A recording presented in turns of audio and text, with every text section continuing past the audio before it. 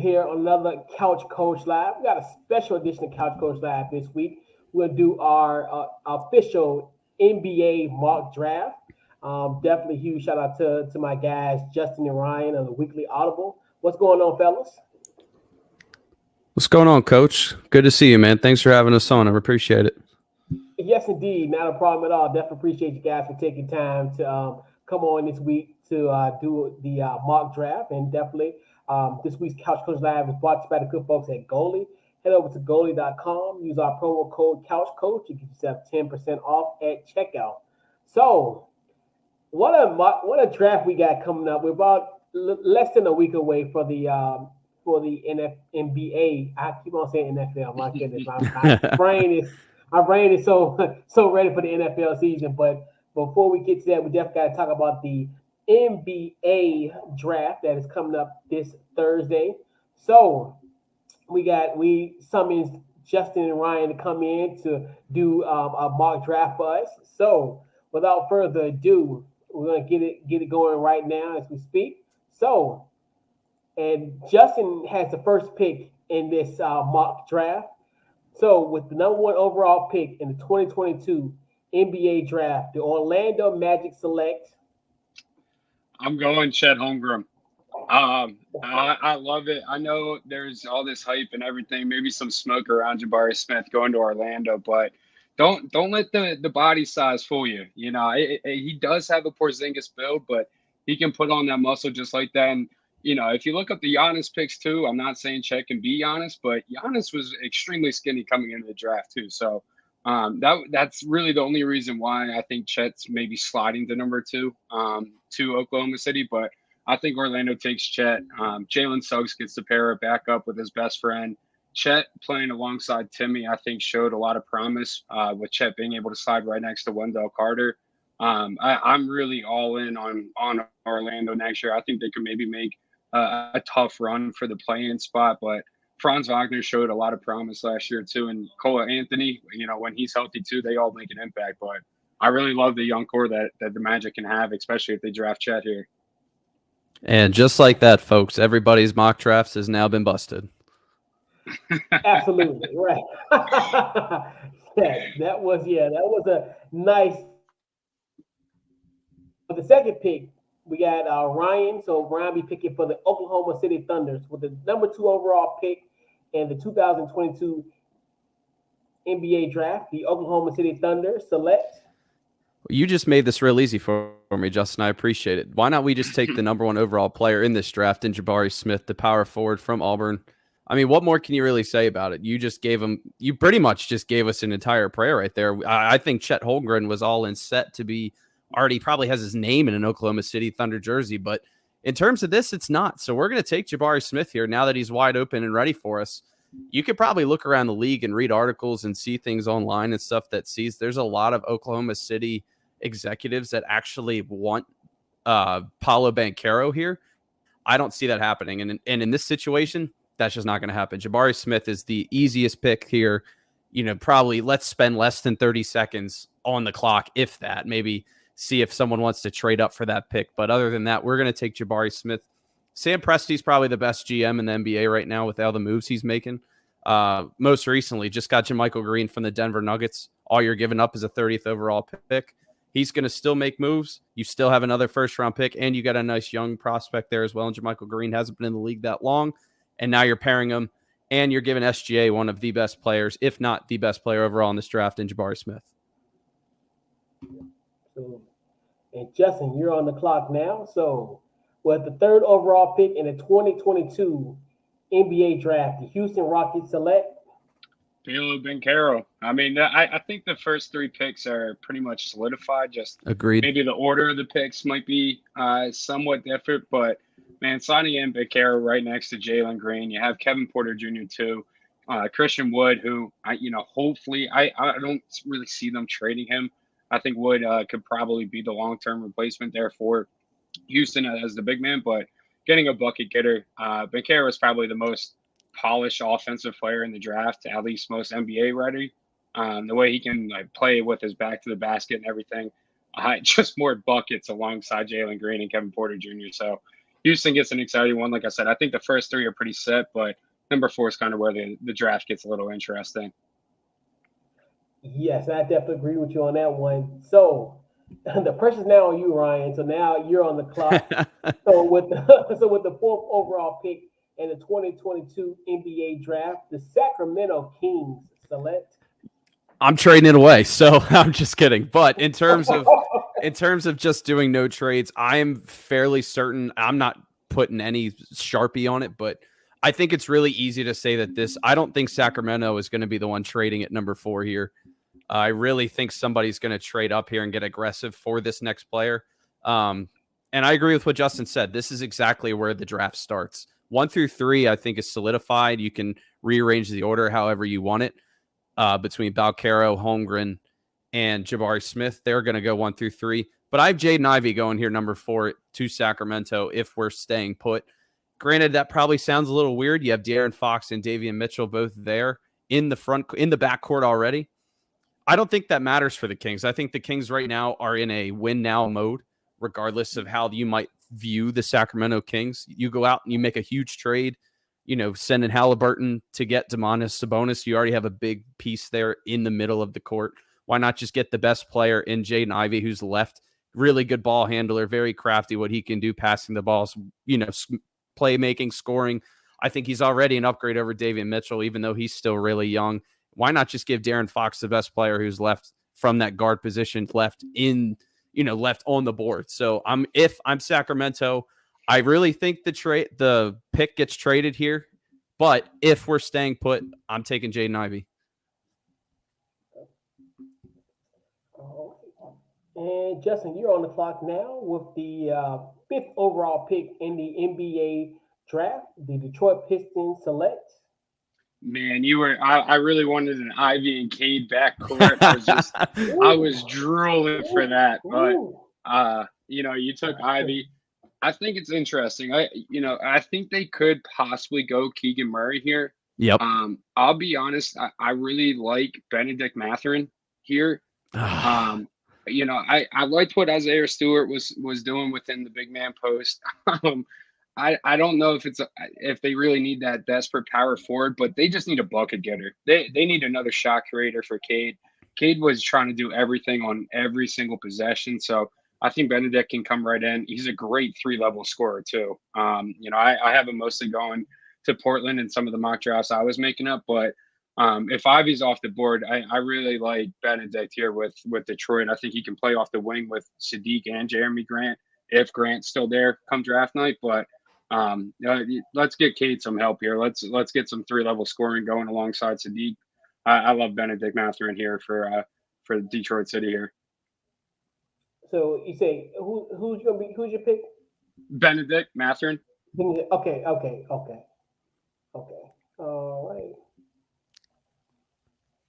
right. And let's see. So Ryan, you're on the clock again. So let's see. We got for the number 6 overall pick in the NBA draft, the Indiana Pacers select. You're making this too easy for me, Justin. You're leaving all these good players on the board, homie. Come on now. If this is how the board's going, again, I think Benedict Mathurin is a great player. I actually had him slated here for number 6, but now that he's off the board, you got to go Keegan Murray. I think that's the easiest pick here. Why not pair him with Halliburton? See what you can get out of the dynamic 2, regardless of what they do with their other players. Is Brogdon going to be on the move? Is Miles Turner going to be on the move? Miles Turner's projected to be gone every other season at this point. So why not we just get Keegan Murray? You want to talk about scoring? Here's your score. 4th in the nation last year in scoring, 23.5 points per game. You want to put scores on your team? You got one in Keegan Murray. I think that's a no-brainer. He's still on the board. That's your guy. Keegan Murray, number 6. Okay. All right, Keegan Murray there. And then also we got Justin. You're on the clock now for the Portland Trailblazers. So the 7th overall pick in the 2022 NBA draft, the Portland Trailblazers select AJ Griffin. They gotta prove to Dame to stick around, add some more scoring around him. Now Griffin, obviously, he wasn't the go-to, say, option at Duke or whatnot, but they really call him the 3-point shooting Jimmy Butler, and that's exactly what Portland's been missing. It's post CJ McCollum era there. They got to start building around Dame, and I really like what they've done so far. They have the Josh Hart. They brought in Joe Ingles. He was hurt last season, but I wouldn't be surprised maybe Portland entertains Jalen Duren as far as the ring presence goes. But when you got a 3-and-D type ring like AJ Griffin there, he has a little bit of an injury concern, but this could be such a home run pick for Portland and a long-term answer next to Dame Yeah, there. big time. All right. And Ryan, you're on the clock now. With the 8th overall pick in the 2022 NBA draft, the New Orleans Pelicans select. This is really going to hurt me. Dyson Daniels, point guard, G League. Okay. So if many of you who don't, if you don't listen to the Weekly Audible or you don't know who I am from the DMV. I am a massive Washington sports fan.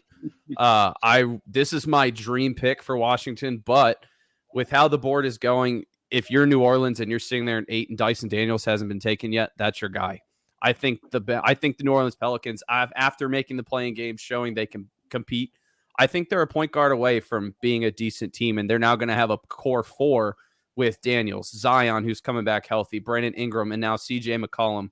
Herb Jones looked great. I think, no one really knew who he was come playoff time, but I think he showed some swag, showed something that, New Orleans fans could be happy about, but I think he's better depth off the bench. You plug in Dyson Daniels right now, who could be a starter in the NBA, 6'7", elite defender, very good passer and playmaker with the basketball in his hand. If I'm New Orleans and Dyson Daniels is there and no one's trading up to take him, that's my pick there at 8 without a doubt. All right. And Justin, you're on the clock. So with the 9th overall pick in the 2022 NBA draft, the San Antonio Spurs select. Going Jalen Duren, the big man out of Memphis. DeJounte Murray, he should have been most improved. We can debate that, maybe another time, whatnot. But DeJounte is an absolute stud. Keldon Johnson obviously played with the Olympic team. He showed great promise this past season, but they need a serious rim presence. Jakob Poeltl, it's been a fun experiment and everything, but they need a true big guy, a good pick and roll rogue man to the basket for Murray and Keldon, both off the pick. But also to have like Tim Duncan, David Robinson, and Pop in Jalen Duren's year, I mean, he's the prototypical big man right now. I mean, 7 foot, massive body. But again, it's the rim presence that the Spurs desperately need. And they have 2 other picks that they can use on for another bucket getter or whatnot. But Jalen Duren is desperately needed in San Antonio. Good time. Hey, with the Ryan, you're on the clock, and this is perfect for you. So the 10th overall pick in the 2022 NBA draft, the Washington Wizards. Johnny Davis, point guard, Wisconsin. It sucks. Dyson Daniels is already off the board, so why not we go with 1B, who is probably Brian Shepard's next favorite pick in Johnny Davis. What more can you say about the kid? He's a great player. He can score. He can defend. Great passer. Great shooter of the basketball. And the Wizards right now, their biggest weakness outside of defense is needing a point guard. Regardless if we trade this pick or not, there's a lot out there market-wise and rumor-wise right now that Washington's going to trade this pick for a veteran guard. That's going to now be our 5th point guard in 4 years, if I want to get the stat correct there. And who, if you go for a vet point guard and they're linked to Malcolm Brogdon so hard right now, that's going to be money wasted when you most likely get Bradley Beal to max during the summer. Why just draft a rookie, get a cheap contract in, keep Brad happy, and you get a day one starter in Johnny Davis who can already come in and compete and most likely be the starter going into 2022. Yeah, good time. Justin, you're on the clock, and you might be this pick could be you might be the most hated person in New York City, or might be the most loved person in New York. So, we gave you the dubious title. So, with the 11th overall pick in the 2022 NBA draft, the New York Knicks select. I'm going Shaedon Sharpe. Listen, I feel like I just broke a lot of hearts now that I took Johnny Davis away from New York. If Dyson Daniels or Johnny Davis were still on the board, the Knicks, they desperately need a floor general. But at the same time, Sharpe can also be that. And, he can also play off of RJ Barrett, unlike Julius Randle, who, the forward position, and if Mitchell Robinson ends up leaving later on free agency, they can solve that all. But Shaedon Sharpe, I mean, he could possibly have the highest, potential within the draft.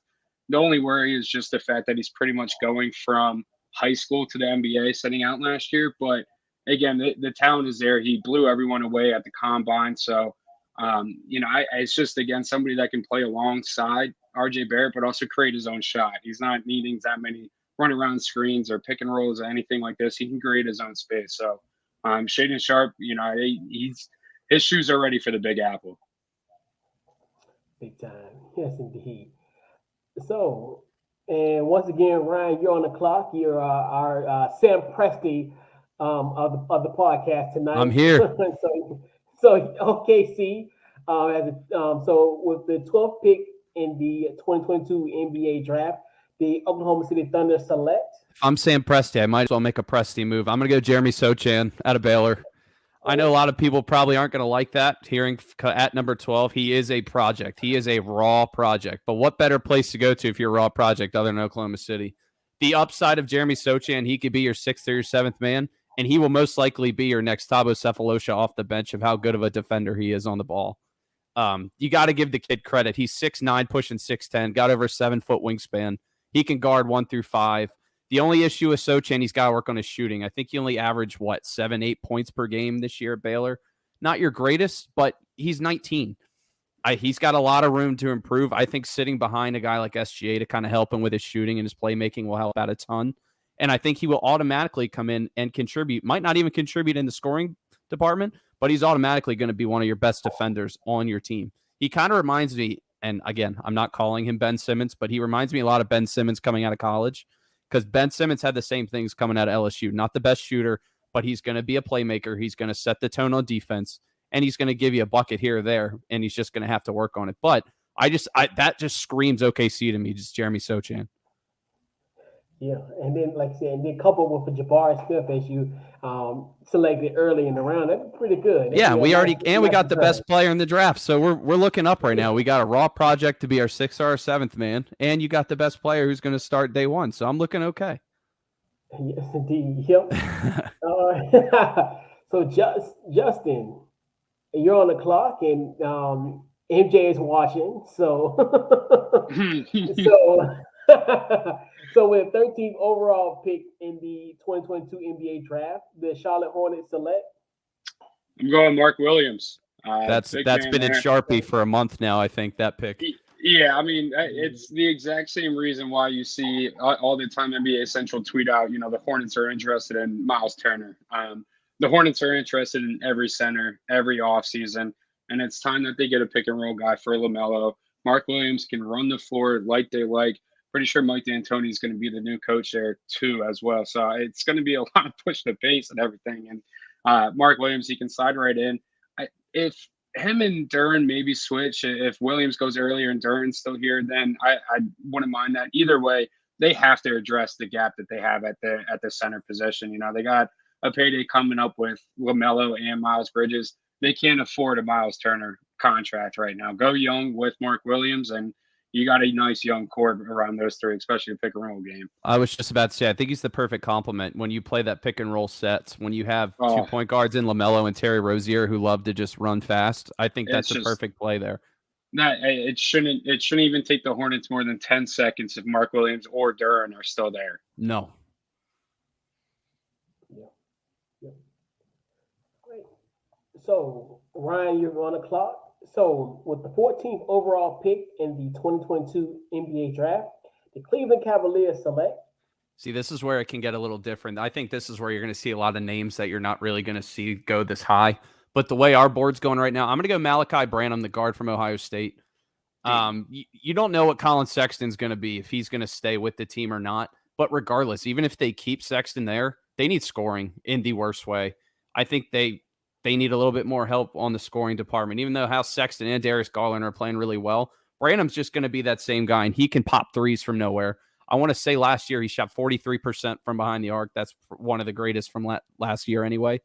Just give Cleveland scoring. That's all they need right now, regardless if Sexton's there or not.